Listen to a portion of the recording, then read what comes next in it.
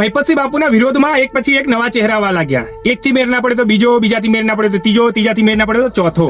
અને એ લોકોનું કેવું એવું છે કે મહિપતસિંહ ચોર છે અને મહિપતસિંહ ચોરી કરે છે, દાનના પૈસા ચોરી કરે છે, દાનના નામે ચોરી કરી રહ્યો છે અને ચોરી કરી પોતાનું ઘર ભરે છે, મોંઘી મોંઘી ગાડીઓ લઈને ફરે છે.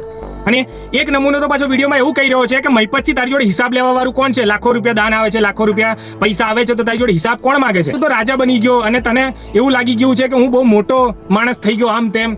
તો મારા ભાઈ, તારે હિસાબ જોઈએ છે ને? તને એક નોર્મલ હિસાબ બતાવું ખાલી.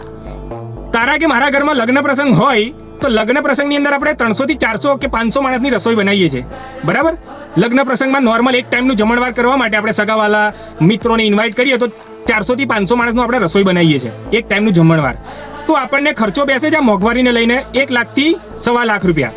તો મારા મિત્ર મહિપતસિંહ ફાઉન્ડેશનનો પરિવાર આજે 4000 થી 5000 વ્યક્તિઓનો પરિવાર છે. તો વિચાર કરી લે કે એક દિવસમાં 2 ટાઈમનું જમણવાર હોય છે, તો આજે મહિપતસિંહ ફાઉન્ડેશનને એક દિવસનો જમણવારનો ખર્ચો કેટલો હશે? આ તો ખાલી તને નોર્મલ એક હિસાબ બતાવ્યો મારા મિત્ર. માણસને જીવન જરૂરિયાતમાં કેટલા ખર્ચા હોય છે એ બધા ખર્ચા કેલ્ક્યુલેટ ગણી લેજે કે દિવસનો ખર્ચો કેટલો હશે મહિપતસિંહ ફાઉન્ડેશનનો. કેમ કે મહિપતસિંહ ફાઉન્ડેશનમાં 4 થી 5000 લોકોનો પરિવાર છે.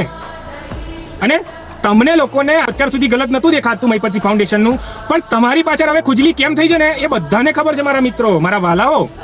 કેમ કે આજે મહિપતસિંહ ફાઉન્ડેશન એક પછી એક એવા ચડિયાતા કામ કરતો જાય છે અને એવી સંસ્થાઓ ઓપન કરતો જાય છે કે ગુજરાતના એક નાગરિકમાં અને એક નાગરિકના દિલમાં એવો વસતો જાય છે, એવો ભાવતો માણસ થતો જાય છે કે તમને પહેરી ગયો છે ડર કે આવનારા સમયમાં દરેક નાગરિકના દિલમાં આ ભાવતો માણસ થઈ જશે તો અમારું પત્તું કપાઈ જશે.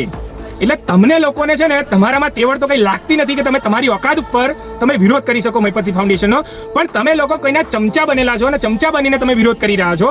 કેમ કે એ તો બધાને ખબર છે. એટલે શરમ કરો યાર, થોડી તો શરમ કરો. તમારા ઘરમાં તમારા મા બાપ છે. આજે તમારા જ મા બાપને તમે કાઢી મૂકશો તો એ મા બાપની હાલત શું થાય? ચલો તમારા મા બાપને, તમે બી કોઈના મા બાપ છો, તમારા જ બાળકો તમને કાઢી મૂકશે તો તમારા પર શું વીતશે? તો આજે એવા મા બાપોને મહિપતસિંહ બાપુ દીકરો બનીને પાલવી રહ્યો છે અને સેવા કરી રહ્યો છે. તો તમે લોકોને શરમ આવી જોઈએ કે કોકના કહેવાથી કે તમે જાતે કરતા હોય તમે એવા વ્યક્તિની પાછળ પડ્યા છો, એને બદનામ કરવા પર તુલ્યા છો, એની જોડે હિસાબ માંગો છો. એટલે તમને શરમ આવી જોઈએ યાર. તમને થોડી તો શરમ જેવું, લાજ જેવું હોવું જોઈએ યાર. એટલે યાર તમે લોકોને થોડું તો દિમાગ હોય કે ના હોય કે માણસનું કામ તો જુઓ તમે. માણસ પૈસા ઘરમાં ભરતો હોત, પૈસા ખાતો હોત તો એક પછી સંસ્થાઓ ઓપન ના કરત આટલી બધી. એ પૈસા ખાઈને બેહી રહ્યો હોત. તમને શરમ આવી જોઈએ. મિત્રો, મારી વાત તમને યોગ્ય લાગી હોય ને તો વિડીયોને એટલી શેર કરો ગુજરાતના એક નાગરિક સુધી પહોંચે. જય માતાજી, જય શ્રી રામ.